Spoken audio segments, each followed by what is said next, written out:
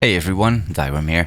This is the start of my third day no life in Crucible, and I want to talk about two things. First, the new league, and second, at the end of the video, for those interested, I'll give you an update about my SSF character, what I did, the build I play, some of the plans I have. First though, Crucible.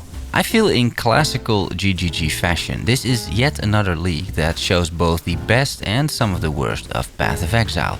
Let me explain, starting with the worst. You've probably heard this by now, but the new lead mechanic is ridiculously difficult across all stages of the game. I tried the mechanic while leveling quite a few times because I'm playing SSF and I don't care how long it takes me to reach maps. So I spent some time in the campaign and I was getting my ass kicked, and fights took literally 5 minutes just to unlock a shitty skill tree on a weapon I would throw away an hour later. But I was still optimistic, maybe in maps I was a lot stronger and the mechanic would be more fair. Well, in maps I was a lot stronger thanks to Subtractem and his build, but this league mechanic is so insanely difficult that in maps it got much worse. Normally, content like Metamorph or Essences, sometimes even map bosses, especially when your build isn't completely online, can be a big challenge. But I'm not exaggerating when I say that the league monsters here are at least 5 times, if not 10 times harder than that. I played that Endless Delirium event, you remember that, like a year ago? It feels completely like that one, when you're running around in the mudflats with no gear and 83% delirious mobs chasing you. So what does that mean, especially in endgame? Well, clicking on a forge means only one thing, and that is 10 to 60% XP loss with no likely gains. Because the skill tree you're getting is trash at least 70% of the time, if not more. And the monsters themselves don't really drop anything either, like currency or interesting items. For me, the titanic cores, or whatever those things are called to forge your weapons some further, haven't dropped yet, but I didn't want to die constantly, so I've been skipping the new league mechanic and I've been avoiding it like the plague. So in a way, I've just been playing standard. Which brings me to the best of Path of Exile, and that's this. The core game of PoE is so incredibly good, solid and entertaining after many leagues, also with bad league mechanics like the current one. Just a reset alone gets my blood pumping, that's how good this game is. And even though the mechanic is absolutely busted this time, like usual by the way, progressing your character through the game, unlocking all endgame features and playing with everything else the new league brought is still a blast. Path of Exile in that way is in a league of its own, nothing even comes close in my opinion. I've been playing the new Abyss, which gives tons of XP, and I have so far enjoyed the changes, with guaranteed liches in abyssal depths plus a bunch of spires above ground. The new Breach is an improvement too, with faster opening and closing breaches by default, means on the Atlas tree to slow that down, which I did, and overall less breaches but more rewarding breaches. I have yet to find something good from them, but I'm hunting for that Skin of the Lords and it will drop, I'm sure. I have been enjoying a bunch of smaller changes like the color-coded lily, selling gems, great change. When I did get a good skill tree on the weapons from the league mechanic, that was amazing as well. The potential of this league mechanic is absolutely massive. We only touched the tip of the iceberg here, and Grimro will lead us to salvation, of course. Talking about salvation, our Lord and Savior Chris Wilson will, of course, fix the league mechanic like he does every time. GGG hasn't posted anything at this time of writing, but they will soon, I'm sure. And the monsters will be tuned down and the rewards will be tuned up. And once that happens, we will likely be off to yet an amazing league because the potential is so incredibly large. So be not afraid, just skip the mechanic like everyone is. There's still much to enjoy and you are likely unlocking endgame anyway for now. Give it a bit of time and the mechanics should be both doable and rewarding, I have faith. Because this is how it always goes.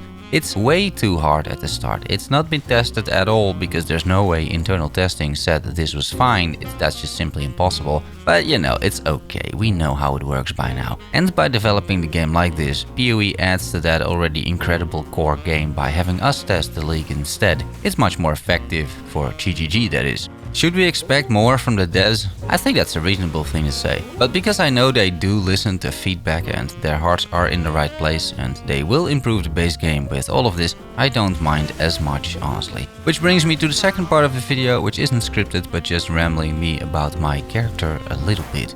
So here we are, ladies and gentlemen, this is my character, Thyworm, based on the Fire Trap Elementalist from Subtractem. Level 93 currently, not doing too bad, 6 bars into level 94 already. And yeah, in terms of offense, there's not too much to talk about, but in terms of defense, there is. I am fully spell suppression capped. I am of course res capped. Chaos resistance could honestly use a little bit of work, but I am working on that. But otherwise, very solid character. Freeze avoidance I have at full capacity. Very slow character, honestly. Like, the move speed is nothing to write home about. But like I said, like, I play solo self-found. For me, move speed is not the most important. I will get there at some point.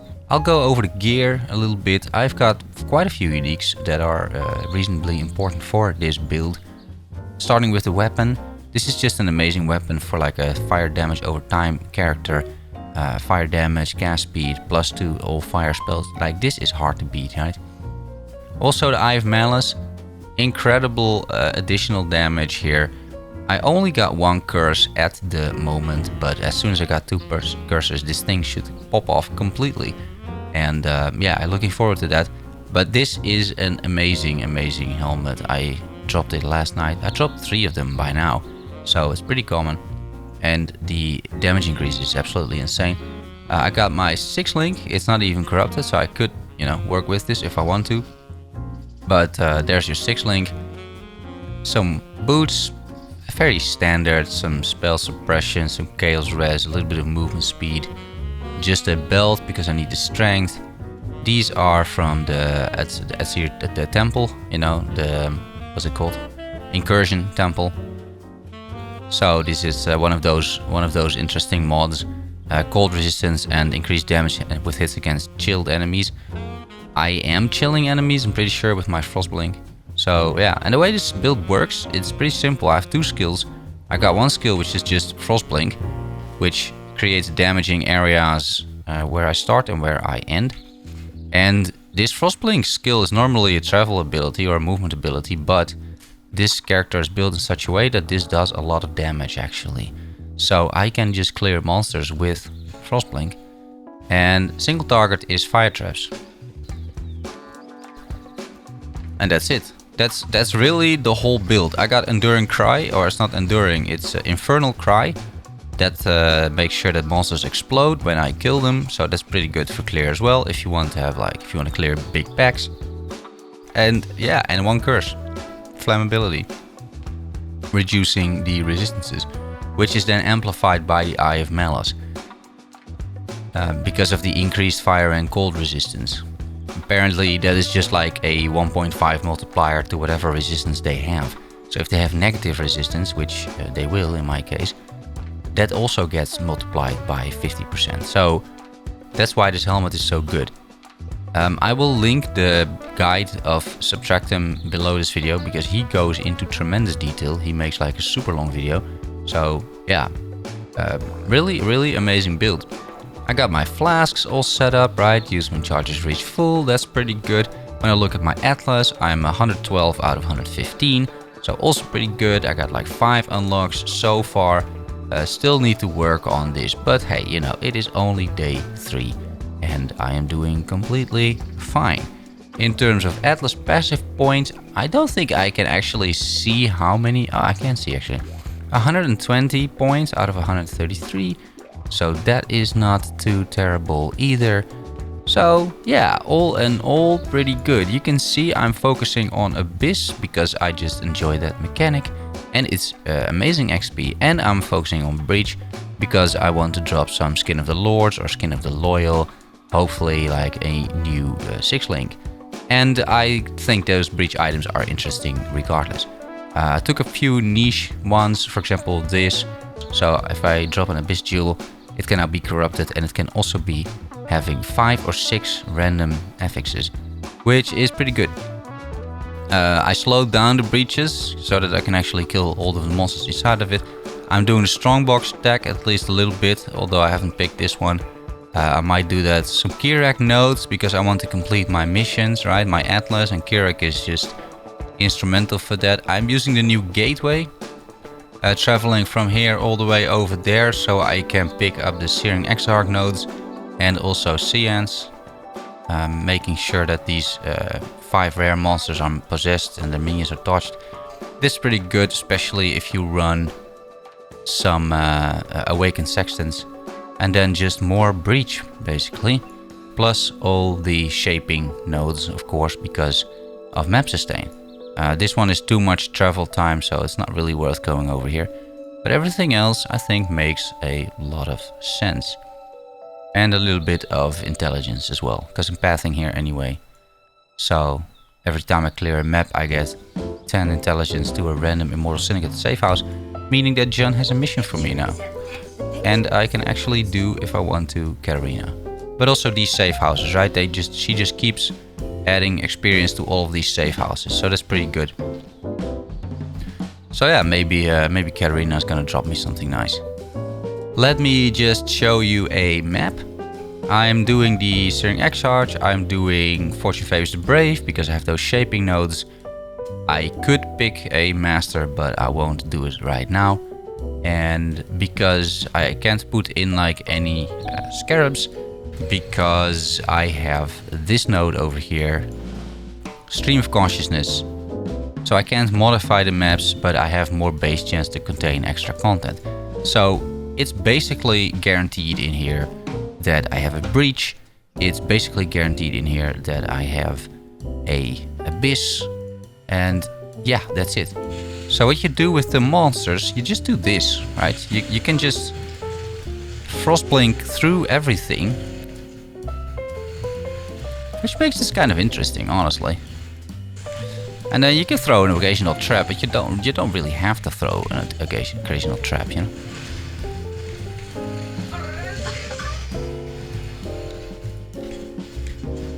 And then you have these possessed monsters. Then you probably want to throw a trap or two. Maybe do an Enduring Cry. But yeah, this is roughly the build. It's just tier 14, of course, but it's also just so self-found, right? So you gotta see a little bit in perspective, I would say. But yeah, let's see how far we get.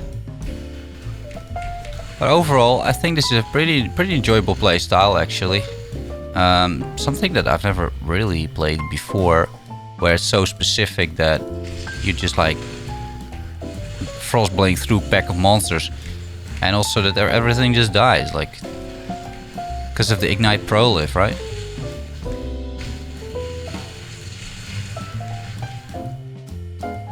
You can see though, like I'm not very fast at all. This might be incredibly slow speed for some of you. It really depends on your perspective, I would argue, but yeah. And then bosses like this, you just curse them, put some fire traps on them, hopefully don't die. And yeah. That's already 2 of them down.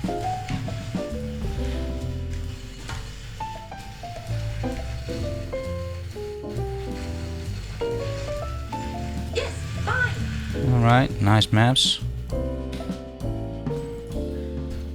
I'm fairly tanky as well. I'm running Grace, I'm running Determination, I'm running Vitality at level 20. I'm not running a single offensive aura. Also interesting to know, so this is all damage without like any offensive aura whatsoever.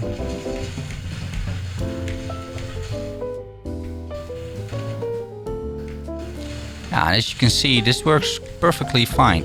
The rares do need a bit of a fire trap going into it, but otherwise completely okay. Here's a Breach.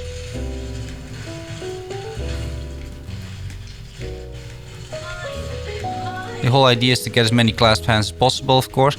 Now, this is not the best layout for a Breach, I can tell. Right, but also here the Ignite Prolife, it just works. And you're not gonna have like too many issues here with Breach. You can just dive in. They will die at some point, and you just do the looting later. That's what you do with Breach, right? You do the looting later. You can also see soon that this monolith, that's not gonna do too well. Like, this is not a build really that is made to clear content like this. Like, I'm sure it will work to some extent. And you also see like this graphical glitch. I'm not sure that's gonna show up in the recording, but I think it will. That in some maps I have this. It's super annoying, and I'm not entirely sure where it comes from either. But yeah, this was Legion. Clearly not great. This is super annoying. I have it in some maps, in other maps I don't have it at all. I have honestly no idea what it is. It's super strange. But yeah, you know, GGG has some fixing to do. But like I said, it's overall very playable. This is not the end of the world at all, guys. Like, you know, chill out a little bit if you're really, you know, angry or whatnot. It's just a video game, right? And there's no need to be upset, guys. Like, it's gonna be fixed. It's all gonna be fine. We know it, right? It's the same every league, guys.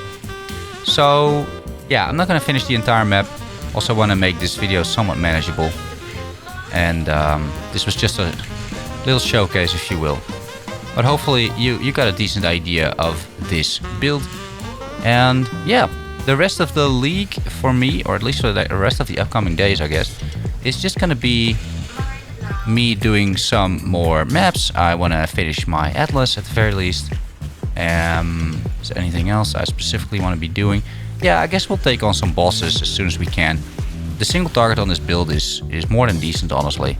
So that should be we should be able to do that as well.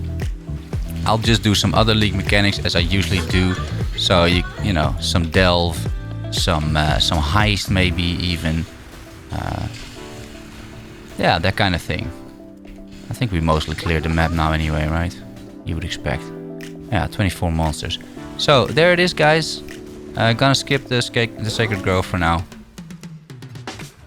Yeah, if you made it all the way till the end, thanks so much for watching. I appreciate it. And I will talk to you soon with an update. Also, as soon as GGG has some update, you can probably expect a video from me as well. For now, thanks so much for watching. I appreciate it. Love you all. See you soon. Bye-bye.